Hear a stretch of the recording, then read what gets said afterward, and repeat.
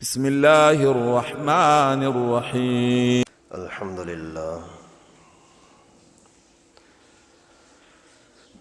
لله نحمده ونصلي ونسلم على رسوله الكريم. أما بعد فأعوذ بالله من الشيطان الرجيم. بسم الله الرحمن الرحيم. ما كان محمد أبا أحد من رجالكم ولكن رسول الله وخاتم النبيين وكان الله بكل شيء عليما. وقد قال النبي صلى الله عليه وسلم: فضلت على الأنبياء بست: صدق الله وصدق رسوله النبي الكريم، ونحن على ذلك لمن الشاهدين والشاكرين، والحمد لله رب العالمين. محترم دوستو، عزیزو، اللہ جل جلالہ نے اس امت کو پریشانیوں سے بچانے کے لیے دنیا یا آخرت کے عذابوں سے بچنے کے لیے دو چیزیں خاص طور پر عطا فرمائی ہیں. ایک چیز کا نام ہے قرآن، دوسری چیز کا نام ہے صاحب قرآن. قرآن کریم کی بھی حفاظت اللہ تعالیٰ نے لی، اپنی ذمہ داری لی کہ کبھی بھی قرآن پاک کو کوئی تبدیل نہیں کر سکتا. پھر صاحب قرآن کا بھی اللہ رب العالمین نے قیامت تک کے لیے انتظام کر دیا. دنیا میں کوئی ایک بھی زمانہ، ایک بھی وقت ایسا نہیں ہو سکتا کہ قرآن دنیا سے ختم ہو جائے. ایسا نہیں ہو سکتا. یا قرآن والے دنیا سے ختم ہو جائیں، ایسا بھی نہیں ہو سکتا. ہاں، جب یہ ختم ہوئے تو پھر دنیا باقی نہیں رہ سکے گی. جب تک قرآن یا صاحب قرآن دنیا میں موجود ہے تو دنیا ہے، نہیں ہے تو دنیا ختم. اور حیرت کی بات ہے کہ جب سے قرآن آیا، جب سے صاحب قرآن سب سے پہلے نمبر پر رسول اللہ صلی اللہ علیہ وسلم دنیا میں تشریف لائے، اس وقت سے ہی قرآن کے راستے کو روکنے کی کوشش کی گئی. صاحب قرآن کے خلاف اسی وقت سے ہی دشمنی رکھی گئی، مارنے کے لیے، گرانے کے لیے، ہٹانے کے لیے ہر طرح کی کوشش کی گئی، زور لگایا گیا. اور اس زمانے سے لے کر کے آج تک کوئی ایک دن بھی ایسا نہیں گزرا کہ دشمنوں نے شرارت کو چھوڑا ہو یا کم کیا ہو. ہر وقت دشمنیاں چل رہی ہیں. لیکن حیرت کی بات ہے کہ اللہ کے فضل و کرم سے آج تک کوئی ایک لفظ، ایک زیر زبر بھی تبدیل نہیں کر سکے. سبحان اللہ. جیسے قرآن پاک محفوظ ہے، قرآن پاک کے الفاظ، اسی طرح سے معنی بھی محفوظ ہے، مطلب، تفسیر اور تشریح بھی محفوظ ہے. الحمدللہ. بڑا زور لگایا معنیوں کو بدلنے کے لیے، لیکن بدل نہ سکے. ایسے ایسے مولوی دنیا کے اندر ہر زمانے میں رہے کہ قرآن پاک کی حفاظت کرتے رہیں، اور کر رہے ہیں، کرتے رہیں گے. اور جب ایسا زمانہ آیا کہ مولوی ختم ہو گئے دنیا سے تو قرآن اڑ جائے گا، قرآن آپ کے پاس نہیں رہ سکے گا. اور جب قرآن چلا گیا، قرآن والے مولوی لوگ، علماء، حافظ، قاری چلے گئے تو پھر دنیا باقی نہیں رہ سکتی. پھر جس کاروبار کی وجہ سے، جس حکومت کی وجہ سے، جس دنیا کی طاقت کی وجہ سے آدمی قرآن کو چھوڑتا ہے نا، یہ طاقت بھی باقی نہیں رہے گی. کاروبار کی وجہ سے قرآن کو چھوڑتے ہیں. یار قرآن کہتا ہے سود نہ کھاؤ اور یہ نہ کرو، یہ نہ کرو، چھوڑو، قرآن کے حکم کو سائڈ پہ کرو، میں تو اپنا کاروبار بڑھاؤں. اگر قرآن نہیں رہا تو کاروبار نہیں رہے گا بھائی۔ تو اللہ رب العالمین نے اپنی مہربانی سے اس قرآن کو کامل اکمل بنا دیا۔ کسی بھی طرح کے حالات ہوں لیکن قرآن آپ کی تشریح، آپ کی رہنمائی کرے گا۔ حالانکہ ہم آپس میں دیکھتے ہیں، آپ نے کل کوئی ایک فیصلہ کیا ہوگا، آج ذہن تبدیل ہو گیا، کوئی دوسرا فیصلہ ہوگا۔ کل آپ نے گھر کے اندر مل کر کے، بیوی بچوں نے سب نے مل کر کے مشورہ کیا کہ ہم گھر کے اوپر ایک چھت چڑھاتے ہیں۔ پھر دوسرے دن خیال آیا نہیں یار، ایک چھت سے مزہ نہیں ہوگا، 2 چھت چڑھانی ہے، اور اس طریقے کا انتظام نہیں کرنا ہے، اس طریقے کا کرنا ہے۔ روزانہ ہماری باتیں تبدیل ہوتی رہتی ہیں، لیکن اللہ رب العالمین کے قرآن کا یہ اعجاز، معجزہ، 1400 سال، 1450 سال گزر گئے لیکن کوئی اس کے اندر تبدیلی کی ضرورت ہی نہیں ہے۔ سبحان اللہ۔ اور پھر صاحب قرآن پہلے نمبر پر رسول اللہ صلی اللہ علیہ وسلم، پھر صحابہ، پھر شاگرد۔ آج بھی جو قرآن والے ہیں صاحب قرآن ہیں، طالب علم و معصوم بچے تو بھی صاحب قرآن، حافظ ہیں تو بھی صاحب قرآن، مولوی ہیں تو بھی صاحب قرآن۔ اور پیغمبر کریم صلی اللہ علیہ وسلم کو اللہ رب العالمین نے آخری نبی بنا دیا، تاکہ بعد میں کوئی آ کر کے یہ نہ کہہ سکے کہ یہ حکم تبدیل، یہ حکم تبدیل نہیں۔ محمد الرسول اللہ والذین معہ اشداء علی الکفار رحماء بینہم تراہم رکعا سجدا یبتغون فضلا من اللہ ورضوانا ما کان محمد ابا احد من رجالکم ولیکن رسول اللہ وخاتم النبیین۔ محمد صلی اللہ علیہ وسلم آپ میں سے، لوگوں میں سے کسی لڑکے کا ابو نہیں ہے، کسی مرد کا ابو نہیں ہے، اللہ کے رسول ہیں اور خاتم النبیین ہیں۔ پیغمبر کریم صلی اللہ علیہ وسلم کے بیٹے تھے، لیکن سارے کے سارے پیغمبر کریم کی زندگی میں ہی فوت ہو گئے۔ اور ایک لڑکا ایسا تھا جو منہ بولا بیٹا کہلاتا تھا کہ پیغمبر کریم نے اس کی پرورش کی، لوگ بولتے تھے یہ محمد کا بیٹا ہے۔ اللہ تعالیٰ نے اس کی بھی نفی کر دی۔ ادعوہم لآبائہم، اگر کوئی بچہ کسی نے پرورش میں لیا ہے تو نام اس کے اصل باپ کا ہوگا، پرورش کرنے والے کا نہیں ہوگا۔ ادعوہم لآبائہم، ان کے باپ کے نام سے پکارو، پالنے والے کے نام سے نہ پکارو، بڑی خرابیاں آ جائیں گی۔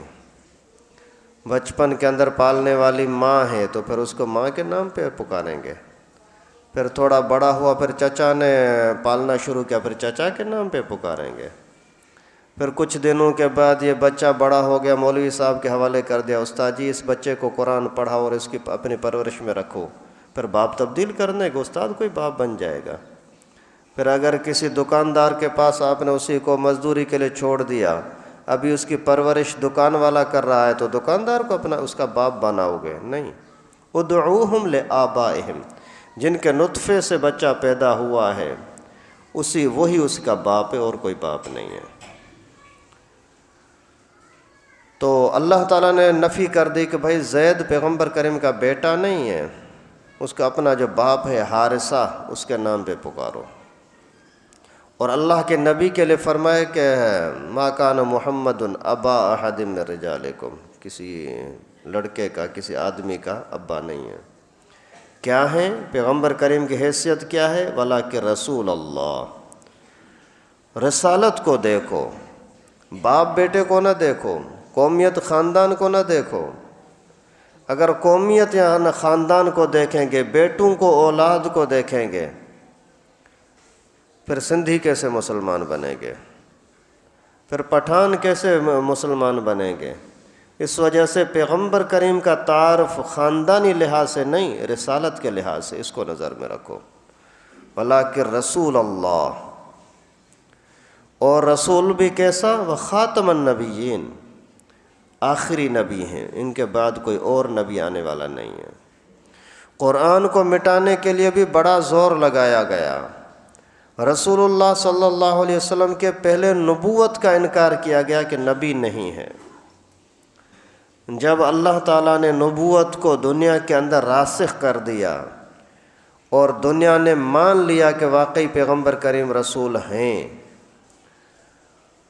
تو پھر بعد والے شیطانوں نے یہ بات چلائی کہ خاتم النبیین نہیں ہے، نبوت کا سلسلہ ختم نہیں ہوا، وہ اور بھی چل سکتا ہے۔ پھر بہت سارے جھوٹے پیدا ہوئے، پیغمبر کریم کے زمانے میں بھی پیدا ہوئے، بعد میں بھی پیدا ہوئے، آج کے زمانے تک یہ سلسلہ چل رہا ہے۔ لیکن اللہ رب العالمین نے ایسے مجاہد اس زمانے سے پیدا کیے ہیں جو ان دشمنوں کا مقابلہ کر رہے ہیں اور ان خبیثوں کو ٹھکانے لگا رہے ہیں۔ اللہ کے نبی صلی اللہ علیہ وسلم نے فرمایا فضلت علی الانبیاء بست، اللہ تعالیٰ نے مجھے اور نبیوں سے 6 چیزوں میں زیادہ فضیلت بخشی ہے۔ سارے نبی اللہ کے قریب ہیں، اللہ کے پیارے ہیں، سارے نبی۔ عیسائی جس نبی کا نام لیتے ہیں حضرت عیسیٰ مسیح اللہ کا، حضرت عیسیٰ ابن مریم کا، ہم اسی کو بھی مانتے ہیں۔ یہودی جس نبی کا نام لیتے ہیں حضرت موسیٰ کا، حضرت عزیر کا، حضرت ابراہیم کا، ہم ان کو بھی اپنا نبی مانتے ہیں۔ لیکن معراج کی رات بیت المقدس میں، جس بیت المقدس پر آج یہودی بمباری کر رہے ہیں، جس بیت المقدس کے معصوم بچوں کو یہودی ذبح کر رہے ہیں، قیامت کے دن اگر ان معصوم بچوں نے شکایت کر دی کہ اللہ ہمیں تڑپایا جا رہا تھا اور مسلمان گونگے بہرے اندھے بنے بیٹھے تھے، نہ ہماری طرف دیکھتے تھے، نہ ہماری بات سنتے تھے، نہ ہی ہماری آہو پکار سنتے تھے، نہ ہماری مدد کے لیے آتے تھے، پھر اس وقت مسلمان کیا جواب دیں گے؟ اسی بیت المقدس کے اندر رسول اللہ صلی اللہ علیہ وسلم جب امامت فرما رہے تھے تو امامت کے لیے اللہ تعالیٰ نے جبرائیل کو بھیجا کہ جا کر کے فلاں شخص کو امام بنا۔ اسی امام صاحب کا نام ہے حضرت محمد مصطفیٰ صلی اللہ علیہ وسلم۔ سب نبیوں نے پیچھے نماز پڑھی ہے، اور نبی بھی برحق، سارے اللہ کے قریب، نبی ہوں یا رسول، سب اللہ کے قریب ہیں، لیکن جو فضیلت پیغمبر کریم صلی اللہ علیہ وسلم کو بخشی گئی اتنی فضیلت کسی اور کو نہیں۔ جو حدیث مبارکہ میں نے آپ کے سامنے پڑھی اس کے اندر فرمایا کہ مجھے 6 چیزوں میں اللہ تعالیٰ نے فضیلت بخشی ہے۔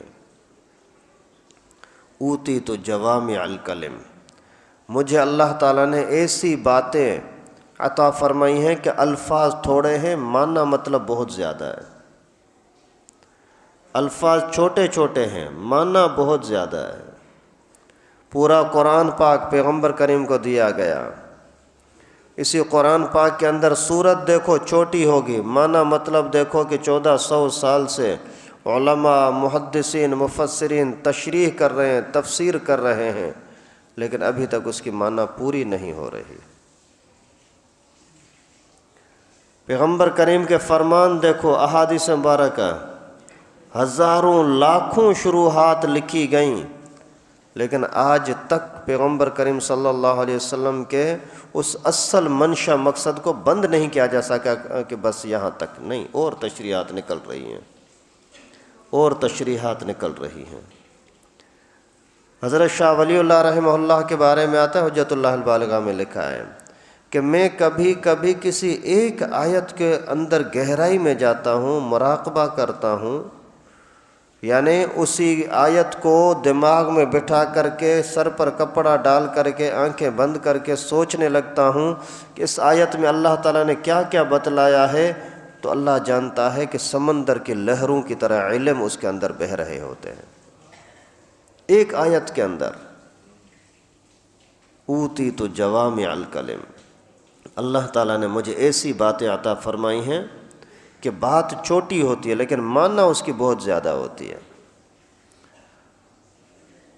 ایک بندہ کوئی کیس لے کر کے آیا، اے اللہ کے رسول اس بندے نے میرے گھر سے چوری کی ہے۔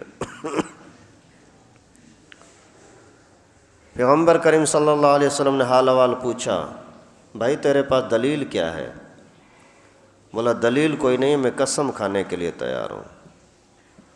پیغمبر کریم صلی اللہ علیہ وسلم نے جملہ ارشاد فرمایا، البینۃ علی المدعی، جو دعویٰ کرتا ہے وہ گواہ پیش کرے، اگر گواہ ہے تو تیری بات کو سنا جائے گا، مانا جائے گا، گواہ نہیں ہے تو تیری بات کی کوئی حیثیت نہیں ہے۔ والیمین علی من انکر، دوسری پارٹی کو قسم دیا جائے گا۔ ابھی دیکھیں یہ الفاظ کتنے چھوٹے ہیں، جس نے دعویٰ کیا وہ گواہ پیش کرے، جو انکار کرتا ہے وہ قسم کھائے۔ ابھی اسی مختصر سی بات کی تشریح اس زمانے سے لے کر کے آج تک ہر طرح کے کیس کے اندر، جھگڑے کے اندر وہ کافی شافی ہے۔ آج کے زمانے میں کوئی پین پڑی ہوئی ہے، یہ بولتا ہے میری ہے، یہ بولتا ہے میری ہے، فیصلہ کرنا آسان ہو گیا۔ جس نے دعویٰ کیا اس کو بولو گواہ پیش کرے، جس نے انکار کیا اس کو بولو قسم کھائے۔ کوئی جھگڑا ہو گیا میاں بیوی کا، اس نے مجھے گالی دی ہے، بھائی گواہ پیش کر گالی دی ہے، گواہ نہیں اس سے قسم لے لو، بس جھگڑا ختم۔ ہر چیز کے اندر اس طرح، الدین النصیحۃ، دین خیر خواہی ہے، دو لفظ ہیں، الدین النصیحۃ، دین خیر خواہی ہے، دو لفظ، لیکن اس کی تشریح کو دیکھو تو ہر چیز کے اندر، نماز پڑھ رہے ہو خیر خواہی کے ساتھ پڑھو، اپنے آپ کو تھکاؤ نہیں، ایسا نہ ہو کہ پھر کام کاج بھی نہ کر سکو، ذکر کرو خیر خواہی کے ساتھ، ایسا نہ ہو کہ اور کام کاج سارے آپ بھلا دو، دوستی کرو خیر خواہی کے ساتھ، ایسا نہ ہو کہ آپ دوستی کے اندر اتنا آگے چلے جاؤ کہ اپنے دل کے راز اس کو بتا دو، کل پھر مصیبت بن جائے، نہیں، دشمنی کرو خیر خواہی کے ساتھ۔ ایک چیز ہے، ایک دو لفظ ہیں، ایک جملہ ہے، لیکن معنی کتنی لمبی ہے۔ اوتیت جوامع الکلم۔ دوسری بات اللہ کے نبی نے فرمایا کہ مجھے اللہ تعالیٰ نے جو 6 چیزیں عطا فرمائی نا، خاص ان میں سے دوسری یہ ہے کہ نصرت بالرعب، میری اللہ تعالیٰ نے مدد کی ہے رعب کے ساتھ، میری مدد کی ہے رعب کے ساتھ۔ وہ دشمن آیا، پیغمبر کریم کو دیکھا دور سے، اللہ کے نبی سوئے ہوئے ہیں، جاؤ موقع اچھا ہے قتل کر دو، قریب آ کر کے تلوار اوپر کر کے ابھی بولتا ہے ابھی تو اس کو بچانے والا کوئی ہے ہی نہیں، ابھی اس کے جو دوست ہیں سارے شاگرد دور ہیں، ابھی تو یہ اکیلا بیٹھا ہوا ہے، اکیلا بیٹھا ہوا ہے، ابھی اس کو کون بچائے گا؟ بولتا ہے جگا کے ماروں تو اچھا ہے، دھوکے سے مارنا اچھا نہیں ہے۔ ابھی آواز کرتا ہے کہ من یمنعک منی، کون بچائے گا آپ کو؟ پیغمبر کریم کو کوئی ذرا بھی خوف نہیں، اور بیٹھ جاؤ، بس جہاں ہو بیٹھ جاؤ، اعلان کی اجازت نہیں ہے، وہاریو سیتے۔ تو پیغمبر کریم کے دل پر کوئی خوف نہیں، تلوار اس کے ہاتھ میں ہے، اوپر کھڑا ہوا ہے، اللہ کے نبی سوئے ہوئے ہیں، ہاتھ خالی ہیں، لیکن اس کے باوجود رعب دشمن پہ آتا ہے۔ پیغمبر کریم نے فرمایا اللہ تعالیٰ مجھے بچائے گا۔ اسی ٹائم پر صرف یہ لفظ کہنا تھا کہ اللہ، اس کے ہاتھ کانپنے لگے، تلوار گر گئی، تلوار اللہ کے نبی کے ہاتھ میں آ گئی۔ ابھی فرمایا تو بتا تجھے کون بچائے گا؟ تو یہ ہے نصرت بالرعب، اللہ تعالیٰ نے دین کے اندر رعب کے ساتھ طاقت رکھی ہے۔ پیغمبر کریم صلی اللہ علیہ وسلم کا رعب، صحابہ کرام کا رعب، آج کے زمانے میں بھی دین پر چلو، آپ کے چہرے کے اندر اللہ تعالیٰ رعب رکھیں گے، آپ کے چہرے کے اندر رعب رکھیں گے۔ اور جتنا جتنا دین کے اندر آپ اچھے رہو گے، مضبوطی کے ساتھ رہو گے، اتنا اللہ تعالیٰ آپ کے اندر رعب رکھے گا، لوگ آپ کے سامنے جھکیں گے۔ لیکن جتنا جتنا منافقی کریں گے، دو نمبری کریں گے، دھوکہ کریں گے، گناہوں میں جائیں گے، اتنے آدمی بزدل بن جائیں گے۔ ابھی یہ حکومت بن رہی ہے، جنہوں نے زیادہ سیٹیں لی ہیں وہ جھکے ہوئے ہیں۔ آج کل یہ بہت چل رہا ہے کہ زبردستی شادی کرائے نون لیگ اور پی پی کی، راضی بھی نہیں ہے لیکن مان لیا ہے کہ ہاں ٹھیک ہے قبول ہے۔ یہ ہے بے دینی کی وجہ سے دل کے اندر خوف۔ اور ہمارے مولوی ہیں، میں نہیں مانتا تمہاری باتوں کو، جو کچھ کرنا ہے کر لو۔ کل بکواس کی ہے، کل پرسوں چیف جسٹس نے، چیف جسٹس کے خلاف ایک جملہ بولو تو توہین عدالت کا کیس لگ جاتا ہے، خبردار آپ نے یہ کیوں کیا ہے۔ مولانا صاحب نے، علماء نے کھل کر کے میدان میں آیا کہ تیرے باپ کو بھی جرت نہیں ہے یہ کام کر سکو۔ تو رعب دین کے اندر ہے، جتنا اللہ کے ساتھ سچے ہوں گے اتنا ہی رعب آئے گا، کوئی آپ کو جھکا نہیں سکے گا۔ تیسرے نمبر پر اللہ کے نبی صلی اللہ علیہ وسلم نے فرمایا احلت لی الغنائم، اللہ تعالیٰ نے میرے لیے مال غنیمت کو حلال کر دیا، اس امت کے لیے، صرف پیغمبر کریم کے لیے نہیں، پیغمبر کریم کے لیے بھی، پوری امت کے لیے بھی۔ پہلے زمانے میں یہ ہوتا تھا کہ صدقے کا پیسہ ہو یا غنیمت کا پیسہ ہو، وہ سارا کا سارا اکٹھا کر کے ایک پہاڑ پر، ایک بلند جگہ پر رکھو، آسمان سے کوئی آگ آتی تھی وہ اسی کو اڑا کر کے لے جاتی تھی، پھر پتہ لگتا تھا کہ اس کا صدقہ قبول بھی ہوا۔ اور اس امت کے لیے خاص مہربانی یہ ہوئی کہ صدقہ بھی تمہارا، کھائیں بھی تمہارے ہی رشتہ دار، جاؤ کیا یاد کرو گے، مزے لو۔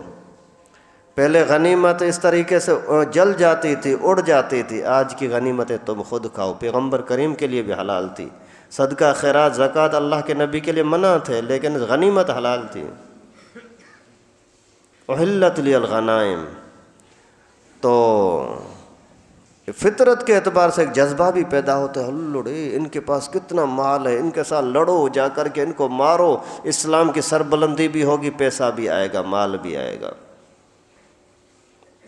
نیت سربلندی اسلام ہو، مال خود بخود مل جائے گا، روب نام خود بخود آ جائے گا۔ اور چوتھے نمبر پر اللہ کے نبی صلی اللہ علیہ وسلم نے فرمایا جعلت لی الارض مسجدا و طہورا، اللہ تعالیٰ نے میرے لیے زمین کو سجدگاہ بنا دیا، پوری زمین مسجد ہے اور پاکی کا ذریعہ ہے۔ مسجد ہے کس طریقے سے؟ جہاں دل چاہے نماز پڑھو، کہیں اور نہیں۔ پہلے زمانے کے اندر یہ ہوتا تھا کہ جہاں آپ عبادت خانہ بنایا ہے وہیں نماز ہوگی، اس سے باہر کہیں نماز نہیں ہوگی۔ کچھ علماء نے لکھا ہے کہ اگر کہیں دور جانا ہے تو وہاں کی مٹی اٹھا کر کے لے جاتے تھے، وہ مٹی نیچے بچھاتے تھے، اس کے اوپر سجدہ کرتے تھے۔ یہ اسی پرانے زمانے کی باتوں کے پیچھے آج کل شیعے لگے ہوئے، جہاں نماز پڑھتے ہیں تو ٹھیکڑی رکھتے ہیں، بابا یہ ٹھیکڑی جہاں ہوگی تو نماز ہوگی، نہیں تو نہیں۔ ارے اللہ کے بندے، اللہ تعالیٰ نے تمہارے لیے آسانی فرمائی ہے، تم اپنے آپ کو مصیبت میں ڈال رہے ہو یہودیوں کی طرح، بنی اسرائیل کی طرح۔ گائے کیسی ہونی چاہیے، رنگ کیسا ہونا چاہیے، عمر کیسی ہونی چاہیے، کام کاج کی ہو نہ ہو، بابا آسانی کے ساتھ بات مان لو، اس میں تمہارے لیے خیر ہے۔ جب یہ دین کی باتوں سے انحراف کرتے ہیں نا، پھر سزا بھی ایسی ملی، اپنے آپ کی پٹائی کرتے ہیں۔ یہ بھی کوئی بات ہے یار؟ اگر کوئی بندہ آپ کے محلے کا ہو اور اپنے آپ کو تھپڑ مارے، لوگ بولیں گے پاگل ہو گیا ہے۔ اور یہ اسی اپنی پٹائی کو، اپنی بے عزتی کو اپنی عبادت سمجھ رہے ہیں، اس سے بڑی بے سمجھی کوئی ہو سکتی ہے؟ لیکن جب انہوں نے دین کے اندر دھوکہ کیا تو اللہ تعالیٰ نے ان کو ایسے ذلیل کر دیا۔ تو پوری زمین مسجد ہے، جہاں آپ کے جا رہے ہو، گاڑی خراب ہو گئی، نماز کا ٹائم ہو گیا، بابا اترو، وہیں روڈ پر نماز پڑھو، ہو جائے گی۔ کھیتی باڑی میں ہو وہاں نماز ہو جائے گی، سمندر میں ہو وہاں نماز ہو جائے گی، ہوائی جہاز میں ہو وہاں نماز ہو جائے گی۔ جاؤ بابا نماز پڑھتے رہو، صرف رخ قبلے کی طرف کرو، تاکہ جو اللہ تعالیٰ کی نورانی لاٹ آسمان سے اسی کعبۃ اللہ پر پڑ رہی ہے، آپ کا رخ اس کی طرف ہونا چاہیے۔ 5ویں نمبر پر اللہ کے نبی صلی اللہ علیہ وسلم نے فرمایا ارسلت الی الخلق کافہ، اللہ تعالیٰ نے مجھے پوری مخلوق کی طرف رسول بنا کر کے بھیج دیا ہے۔ ابھی قیامت تک کے لیے کوئی اور نبی نہیں آ سکتا، میں صرف انسانوں کا نہیں جنات کا بھی نبی میں ہی ہوں۔ کوئی جن بھی اگر آج کے زمانے میں حضرت ابراہیم کی شریعت پر چلے تو اجازت نہیں ہوگی، اور جو بھی ذی شعور مخلوق ہیں اس کے لیے رسول اللہ صلی اللہ علیہ وسلم رسول بن کر کے تشریف لائے۔ الی الخلق کافہ، اس زمانے کے اندر جو جزیرے ظاہر ہی نہیں ہوئے تھے، امریکہ، ان کے لیے بھی پیغمبر کریم صلی اللہ علیہ وسلم رسول بن کر کے آئے ہیں، الی الخلق کافہ سب۔ اور آخری بات، چھٹی بات یہ کہ ختم بی النبیون، اللہ تعالیٰ نے مجھ پر نبیوں کا سلسلہ ختم کر دیا۔